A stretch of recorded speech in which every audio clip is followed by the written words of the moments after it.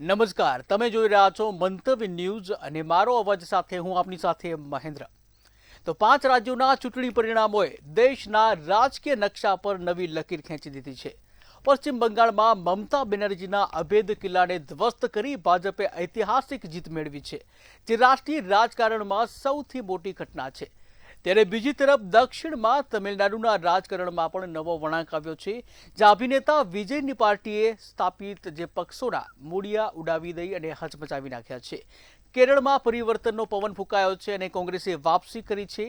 આ પરિણામો સ્પષ્ટ કરે છે કે જનતા હવે પરિવર્તન ઈચ્છે છે. 2029ની લોકસભા ચૂંટણી પૂર્વે આ પરિણામો વિપક્ષી ગઠબંધન માટે ચેતવણીરૂપ છે, જ્યારે ભાજપ માટે પૂર્વથી દક્ષિણ સુધી નવો માર્ગ છે મોકળો બન્યો છે. ત્યારે આ જ મુદ્દે જનતાના મંતવ્યો જાણવા છે અને શરૂઆત કરવી છે સુરતથી. તો આવો જાણીએ સુરતની જનતાના મંતવ્યો શું છે. 5 રાજ્યના ચુનાવ પરિણામ આવ્યું છે. ખાસ કરીને 5માંથી 4 રાજ ભાજપ તરફ દેખાઈ રહ્યું છે. તે લઈને આપની જોડે સ્થાનિક છે એમની જોડે વાત કરશું. ખાસ કરીને આપનું શું નામ છે? 5 રાજ્યના જે ચુનાવ હતી એમાંથી 4માં ભાજપને સરકાર બનતી દેખાઈ રહી છે, શું કહેશો? રાજકીય દ્રષ્ટિએ જોઈએ તો આ એક ખૂબ જ ભારતીય જનતા પાર્ટીની ખૂબ જ મોટી જીત છે અને એનો આનંદ અહીંયા ગુજરાતમાં પણ ઉજવવામાં આવ્યો છે. આપણી મજબૂત સંગઠન શક્તિ, સારી વ્યૂહરચના અને ત્યાંના કાર્યકરોએ જે સંઘર્ષ કર્યો છે, જે મહેનત કરી છે, તેનું આ એક પરિણામ છે કે જે ભારતીય જનતાની જીત થયેલી છે આ 5 રાજ્યો પર. અને ખૂબ જ ભવ્ય જીત કહેવાય અને ખૂબ જ પ્રચંડ જીત કહેવાય કે આપણે દીદીને હરાવી છે, જે આટલા વર્ષોથી બંગાળમાં રાજ કરતા હતા અને હવે એક નવા સનાતન ધર્મનો, સનાતન યુગનો પશ્ચિમ બંગાળમાં ઉદય થઈ રહ્યો છે. તેના માટે અમને ખૂબ જ આનંદ અને ખૂબ જ ખુશી છે.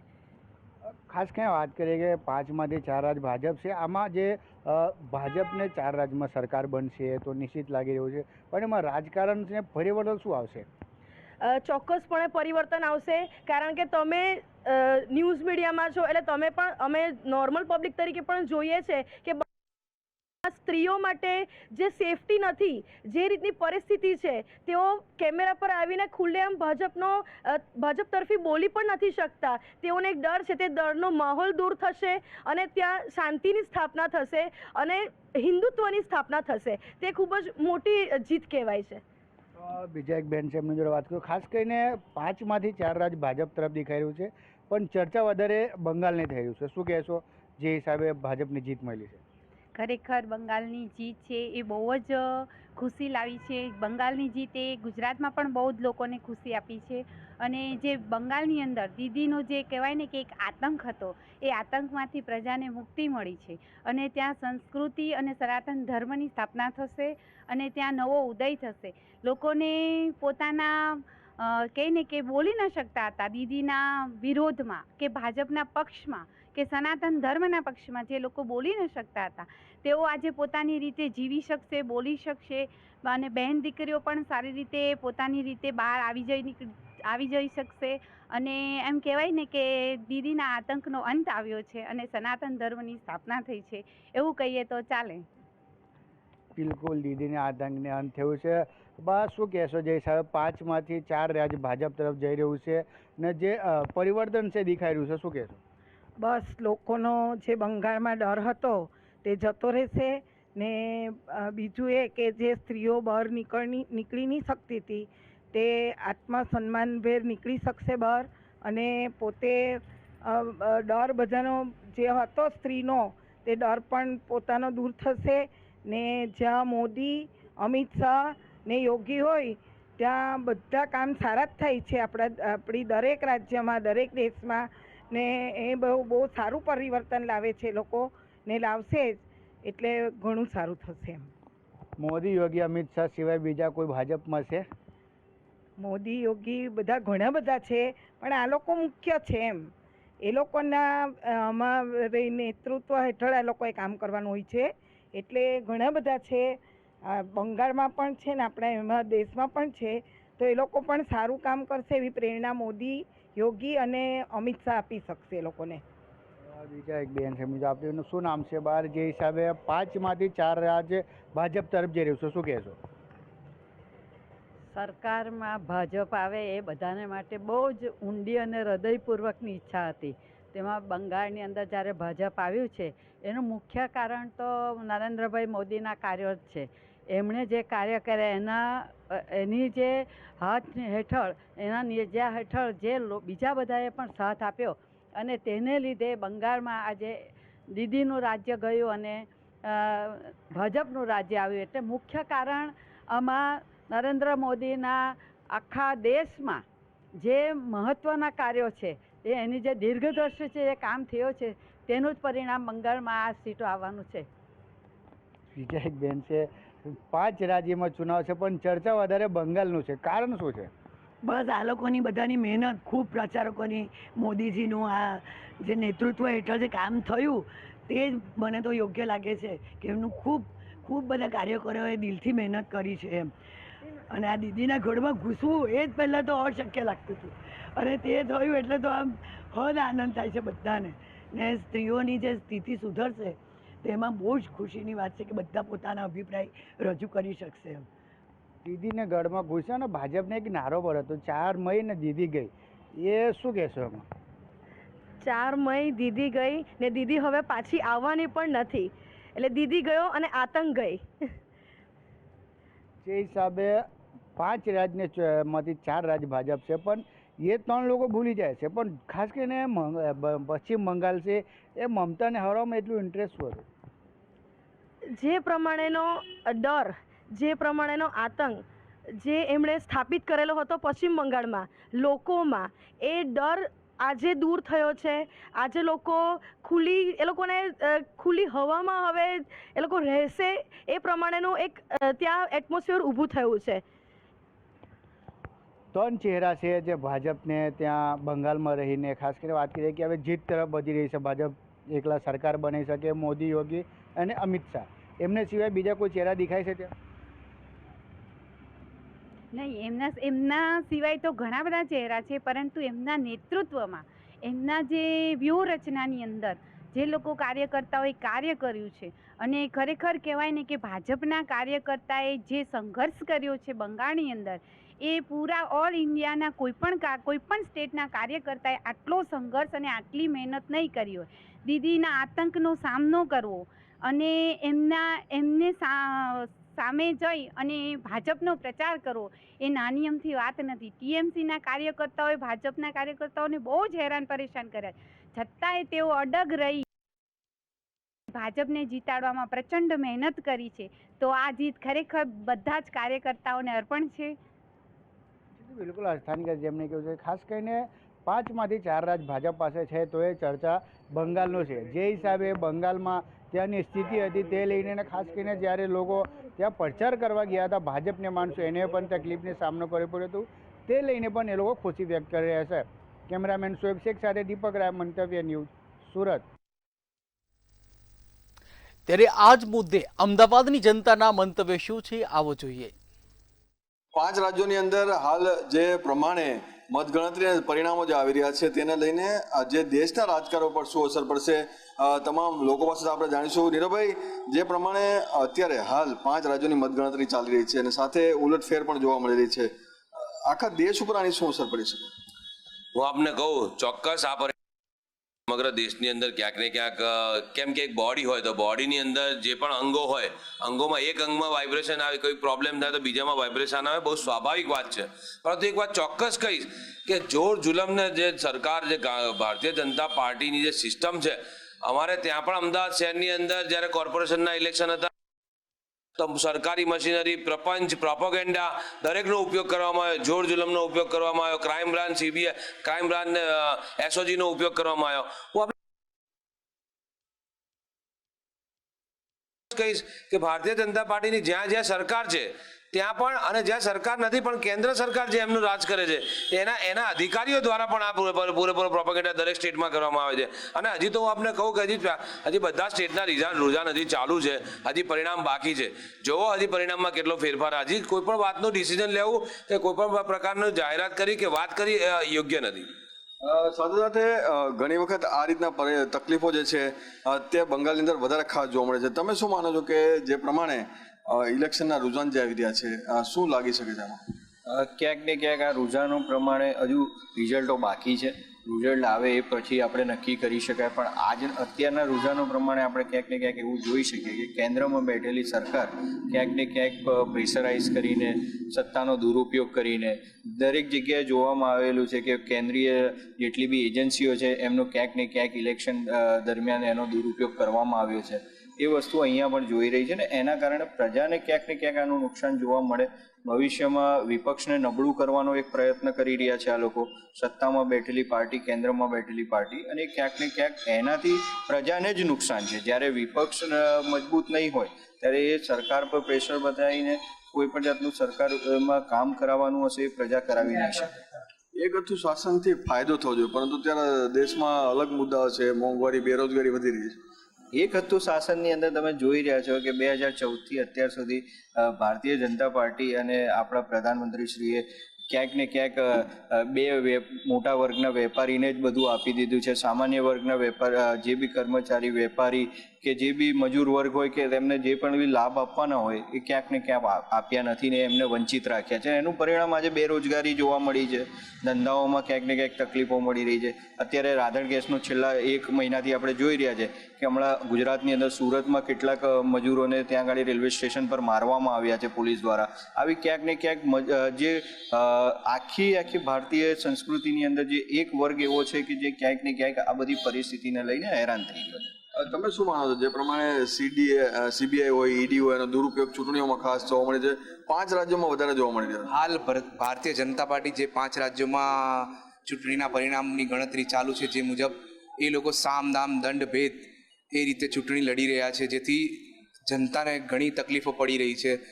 તેથી એમનો ગમે વિપક્ષ તરીકે સરસ રીતે મજબૂત લડત આપી રહ્યા છે. જેથી હું એટલું જ મજબૂત વિપક્ષ હોવો જોઈએ, તમે શું માનો છો?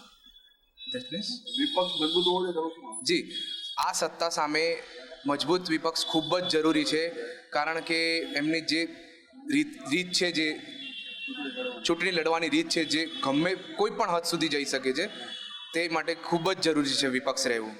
અચ્છા, આ રીતે જે પ્રમાણે ચૂંટણીઓ થઈ રહી છે, લોકશાહીની હત્યા છે, તમે શું માનો છો? લોકશાહીનો અનંત છે?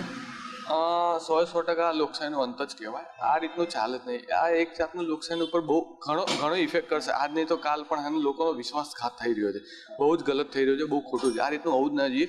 અને હજુ તો રૂઝાન આવ્યા નથી, હજુ તો વાર છે, હજુ તો રૂઝાનની વાર છે, હજુ થશે એના ઉપર, હજુ વાર લાગશે, બધી ખબર પડશે, હજુ કંઈ એવું ફિક્સ પણ નથી. અચ્છા, પરિણામ તો આપણે અમદાવાદમાં પણ આવી ગયા છે અને સાથે જોવા મળે કે જેવો ચૂંટણી પૂરો થયા એટલે હેલ્મેટ ને અલગ ભાવ વધારા થઈ ગયા. તમે આ બાબતે તમારું શું માનો છો? હજુ 1 વીક પહેલા વાત થઈ હતી, ભાઈ સિગ્નલ બંધ કરો, ગરમી બહુ છે, ગરમીને વાત ચાલે છે. બીજી બાજુ આ જ ગરમીમાં તમે પબ્લિકને પરેશાન કરો છો હેલ્મેટ માટે રોકીને. એ પણ હજુ 1 જ વીક થયું છે, રિઝલ્ટ આવ્યું નથી. એની પહેલાં તો લૂંટમ લૂંટ ચાલુ, ફેરફાર બધા ચાલુ, નિયમો બધા પબ્લિક માટે ચાલુ, ખાલી ને ખાલી પબ્લિકને હેરાન કરવામાં આવે, બીજું કાંઈ જ નથી. એટલે કે જે પ્રમાણે લોકો માની રહ્યા છે કે ફક્ત લોકોને હેરાન કરવા માટેની વાત છે, અને સાથે જે પ્રમાણે વિપક્ષ મજબૂત હોવો જોઈએ, વિપક્ષને ક્યાંક તોડી પાડવાનો પ્રયાસ છે તે તંત્રનો ઉપયોગ કરીને કરવામાં આવતો હોય તેવું પણ લોકો માની રહ્યા છે. કેમેરામેન ધ્રુવ પટિયાર સાથે મીર દુધરેજા, મંતવ્ય ન્યૂઝ, અમદાવાદ. ત્યારે આજ મુદ્દે વડોદરાની જનતાના મંતવ્ય શું છે, આવો જોઈએ. 5 રાજ્યોના પરિણામો જાહેર થઈ ચૂક્યા છે. જેની રાહ જોઈ રહ્યા હતા તેવું એક રાજ્ય જે છે પશ્ચિમ બંગાળ. પશ્ચિમ બંગાળમાં પણ ભારતીય જનતા પાર્ટીનો ભગવો લહેરાયો છે, ત્યારે અન્ય 2 રાજ્યોમાં પણ ભારતીય જનતા પાર્ટીની બહુમતી છે. ખાસ કરીને વાત કરીએ તો આસામની આપણે વાત કરીએ અને પુડુચેરીની વાત કરીએ, ત્યાં પણ ભારતીય જનતા પાર્ટીનો ભગવો લહેરાયો છે. જ્યારે તમિલનાડુની વાત કરીએ કે કેરળની વાત કરીએ, ત્યાં ભારતીય જનતા પાર્ટી ખાસું પોતાનો દાવો રજૂ કરી શકી નથી. પણ કેરળમાં એક આંકડો જોવા મળી રહ્યો છે, એટલે 3 જેટલા ઉમેદવારો ત્યાં જોવા મળી રહ્યા છે. સાથે જ આ જ મુદ્દાને લઈને તમામ મહાનુભાવો વિશેષ ઉપસ્થિત છે, રિસ્પોન્સિબલ સિટીઝન છે. ફેરફાર જોવા મળશે. આપણી સાથે ધારાશાસ્ત્રી છે, આપણે તેમની સાથે પહેલા વાત કરીશું. જી, શું કહેશો, શું કહેવા માંગશો, કેવી રીતનું પરિવર્તન હવે જોવા મળશે? સૌપ્રથમ તો મંતવ્ય ન્યૂઝના માધ્યમથી સમગ્ર ગુજરાતની જનતાને અભિનંદન પાઠવીશ કે આ જે ઇલેક્શન છે લોકતંત્રને અને લોકશાહીને મજબૂત બનાવવાનું ઇલેક્શન છે. ખાસ કરીને વાત કરું તો આસામ અને પશ્ચિમ બંગાળ જેવા રાજ્યોની, તો આપ સૌ જાણીએ છીએ કે આસામમાં પણ ફરીથી ભારતીય જનતા પાર્ટીની બહુમતીથી સરકાર બની છે. અને પશ્ચિમ બંગાળમાં છેલ્લા 15 વર્ષની અને એનાથી પણ વર્ષો જૂની જે તાનાશાહ હતી, લોકતંત્રનું ગળું ઘૂંટી બેસવાવાળી જે સરકાર, મમતાની જે સરકાર હતી, તેવી મમતા દીદીની સરકારને પશ્ચિમ બંગાળની સરકારે આજે જવાબ આપ્યો છે.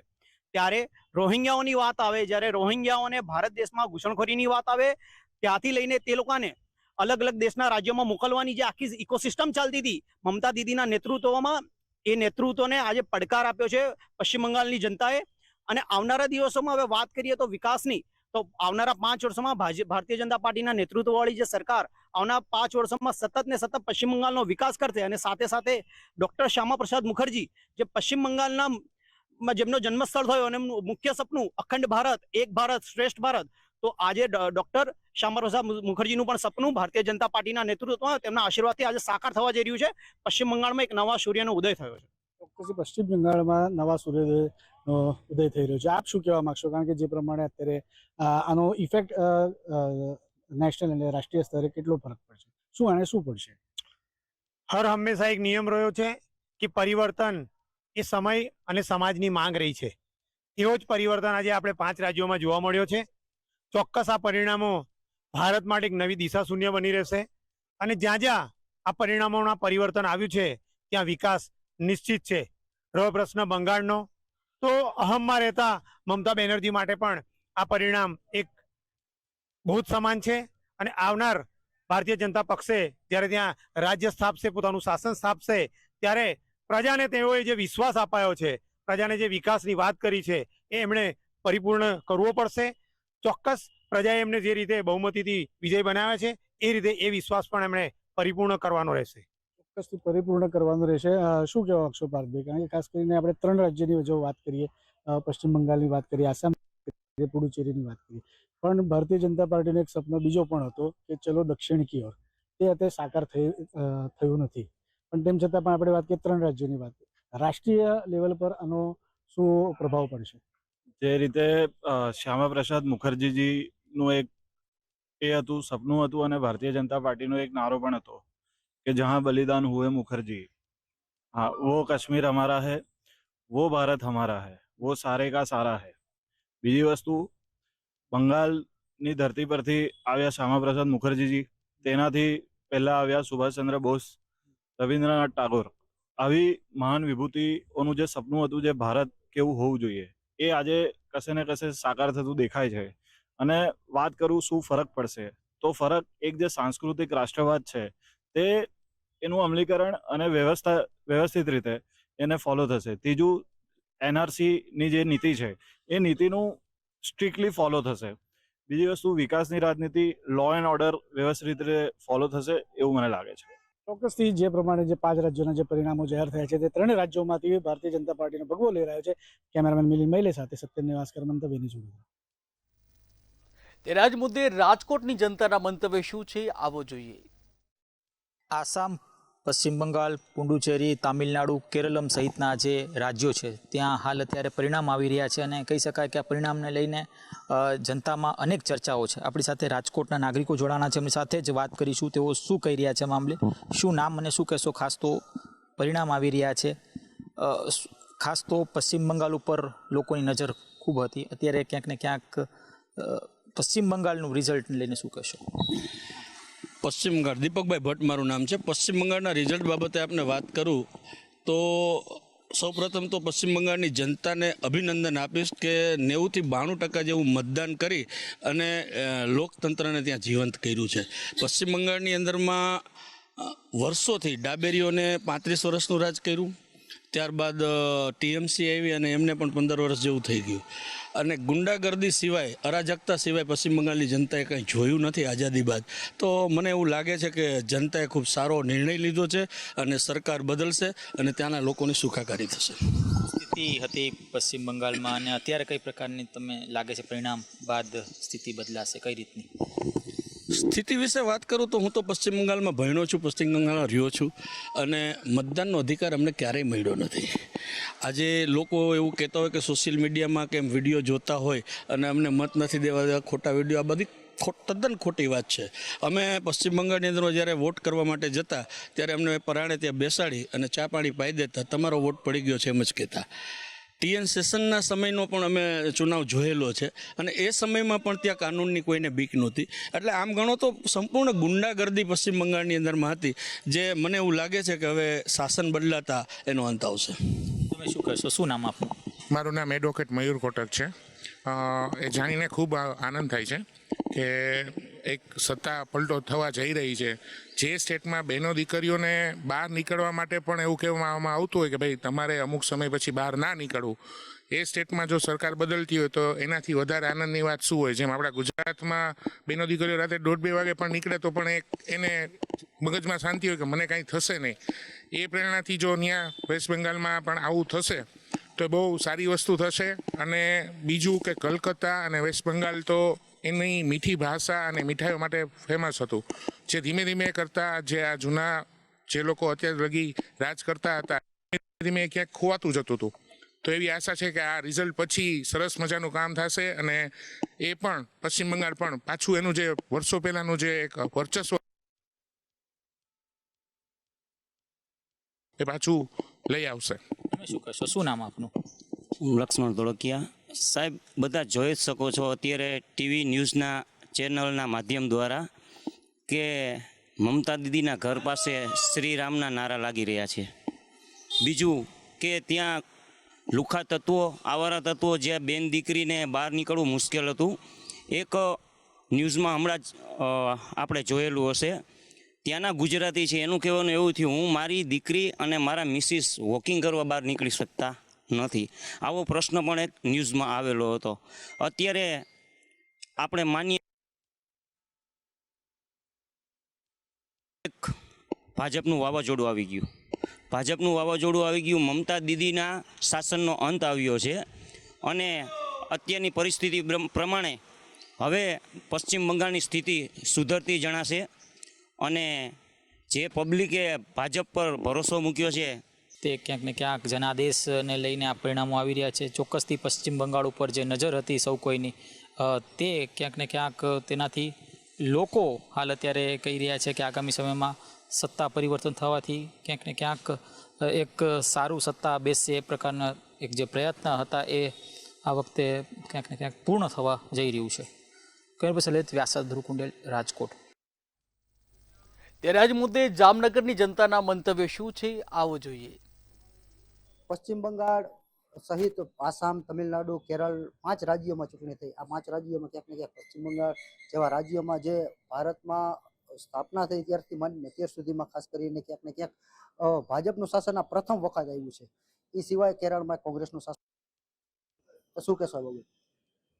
અસમ અને પોંડિચેરીને મૂકી દે તો તને રાજ્યોમાં સત્તા પરિવર્તન થયું છે. ત્યારે કહી શકીએ કે હાલની ચૂંટણીમાં જે 5 રાજ્યોમાં હતી તેમાં 3 રાજ્યોમાં સત્તા પરિવર્તન અને સ્થાનિક ચહેરાઓને પ્રજાએ સ્વીકાર્યા છે. તેમજ આપણે માની શકીએ કે જ્યારે કોઈ સ્થાનિક ચહેરાઓ પ્રજાના સાચા મુદ્દા લઈને જાય તો પરિણામ 100% આવે છે. કારણ કે છેલ્લા 3 વર્ષથી જ્યાં જ્યાં પરિવર્તન આવ્યું છે ત્યાંની સ્થાનિક પાર્ટીઓ પ્રજા વચ્ચે પ્રજાના મુદ્દાઓ ઉપાડી ત્યાં સત્તા મેળવવામાં સફળ રહી છે. બીજી તરફ કે જ્યાં બંગાળ હોય કે ત્યાં જે સામે જે સત્તામાં રહેલી પાર્ટી હતી તેમજ જે ઇન્ડિયા એલાયન્સ હતું તેમને ક્યાંક ને ક્યાંક બેદરકારી રાખી, ક્યાંક ગઠબંધન ના કર્યું, જેના કારણે મતોનું ધ્રુવીકરણ થયું. તે પણ બીજેપીને ફાયદો થયો. એટલે રાષ્ટ્રીય સ્તરે આવનારી ચૂંટણીમાં ગઠબંધન તેમજ વિપક્ષી પાર્ટીઓ તેમજ ગઠબંધન પાર્ટીઓએ પોતાની સ્ટ્રેટેજી નક્કી કરી પોતાના મતોનું ધ્રુવીકરણ ન થાય તે રીતના ચૂંટણી લડવી પડશે. પણ આપણે કહી શકીએ છીએ કે છેલ્લા 3 વર્ષમાં જે આ 3 રાજ્યોમાં જે ટૂંકમાં મહેનત કરી હતી તેનું ફળ આજે તેની જનતાએ તેમને આપેલું છે બંને પાર્ટીઓને. ખાસ કરીને પશ્ચિમ બંગાળની વાત કરો તો પશ્ચિમ બંગાળમાં ક્યાંક ને ક્યાંક ભાજપનું શાસન આવ્યું છે. તો ભાજપના શાસનને લઈ તેમજ કેરળમાં કોંગ્રેસનું શાસન છે, આસામમાં, તમિલનાડુમાં બધે ક્યાંક ને ક્યાંક ચૂંટણીનો લોકમત આવ્યો છે. તો એમાં શું કહેશો? 2047 સુધીમાં જે ભારતીય જનતા પાર્ટીનું સપનું હતું કે ભાઈ સપનું જે સાકાર પણ થવાનું છે વિકસિત ભારત, આજે ખરેખર પશ્ચિમ બંગાળની અંદર જીત મેળવી, આસામની અંદર જીત મેળવી અને ભવિષ્યની અંદર સમગ્ર ભારતની અંદર ક્યાંય ને ક્યાંય ભગવો પરચમ જે લહેરાવાનો છે એની માટે થઈને જે 2047 સુધીનું જે વિકસિત ભારતનું સપનું હતું એ સાકાર થવા જઈ રહ્યું છે. આજે પશ્ચિમ બંગાળની અંદર જે મોટી લીડથી ભારતીય જનતા પાર્ટીએ જીત મેળવી છે એ ખરેખર સ્વીકાર્ય છે અને ત્યાંની જનતાએ પણ સ્વીકાર્યું છે કે જો પશ્ચિમ બંગાળની અંદર આપણે વિકાસ કરવો હોય, પશ્ચિમ બંગાળની અંદર ક્યાંય ને ક્યાંય આપણે જે કોઈ પણ રાજ્ય છે એને આગળ લઈ જવું હોય તો ભારતીય જનતા પાર્ટી તેની વિચારધારા અને જે હિન્દુ રાષ્ટ્ર અને જે રામ મંદિર માટે જે પોતાનો જે પોલિટિકલ કરિયર જે પોતાનો દાવ ઉપર લગાડી દીધો હતો. આવા અનેક કાર્યકર્તાઓ છે પોતાના રાજ્યને, પશ્ચિમ બંગાળને, આસામને અને આવા અનેકો રાજ્યોને આગળ લઈ જવા માટે સક્ષમ રહેશે. ખાસ કરીને વાત જ્યારે પોંડિચેરીની કરવામાં આવે કે વાત પશ્ચિમ બંગાળમાં વર્ષોથી ભાજપનું અત્યાર સુધીમાં ક્યારેય શાસન નથી થયું. આ વખતે ખાસ કરી શાસન આવ્યું છે, શું કહેશો? આ વખતે મતદારોને અલગ મંતવ્ય થયું કે ભાઈ મતદારોને એમ થયું કે આ વખતે પરિવર્તન કરી એ કંઈક ભવિષ્યમાં લાભાલાભ રહે એવી આશા રાખે છે. એટલે ભાજપ સરકારે જે મોદી લહેરની આશા રાખી હતી એ આમાં આવી ગઈ છે અને સારું જે પરિવર્તન છે એ ક્યાંક ને ક્યાંક લોકોમાં પરિવર્તન આવ્યું છે. આ પરિવર્તનને લઈ અને પશ્ચિમ બંગાળમાં આ વખતે ભાજપની સરકાર થઈ છે, શું કહેશો? સરકાર ભાજપની થઈ છે, પણ ભાજપ પ્રજાએ જે ભારતની પ્રજાએ જે ભાજપ પર વિશ્વાસ મૂક્યો છે અને ભાજપ એમાં સફળતાપૂર્વક નીવડે એવી અપેક્ષા છે. ક્યાંક ને ક્યાંક જામનગર વાસીઓનું કહેવું છે કે ખાસ કરીને જે પ્રજાએ જેના ઉપર વિશ્વાસ મૂક્યો છે એ સત્તા ઉપર તો આવી ગયા, પણ ક્યાંક ને ક્યાંક આ સત્તા ટકાવી અને પ્રજાનો જે વિશ્વાસ છે, વિકાસની વાત છે, તો આ વિકાસ થાય એવી પ્રજાની પણ ક્યાંક ને ક્યાંક માગણી છે. કેમેરામેન રોહિત નારવાણીની સાથે હિરણ ગાંધી, મંતવ્ય ન્યૂઝ, જામનગર. તો મારો અવાજમાં હાલ બસ આટલું જ. વધુ સમાચાર માટે જોતા રહો મંતવ્ય ન્યૂઝ. નમસ્કાર.